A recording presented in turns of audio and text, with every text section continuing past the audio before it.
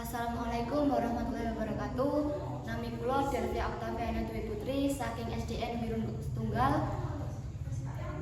Nalika aku pamit, anggitanipun Rio Mataram. Aku tansah kelingan menawa pamit marang ibu.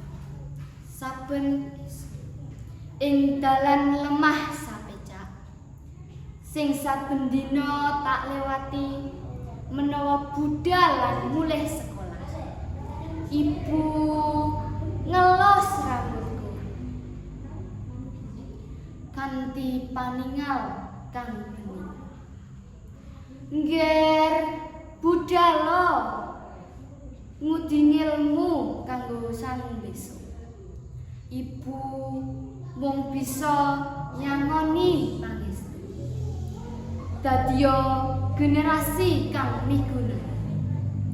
Angles rasaning ati. Bening panyalangi ibu. Dadekno sanes. Mecaki dina-dinaku ngudi kawruh lan ilmu. Kanthi semangat kang kebak pangan. Jroning batin pangenta lan pangangene bakal dak wujudake kanthi tulus lan ibu bening paningali ibu dikanteni pangestu nalika aku pamit tansah mayungi laku putramu bakal mitu.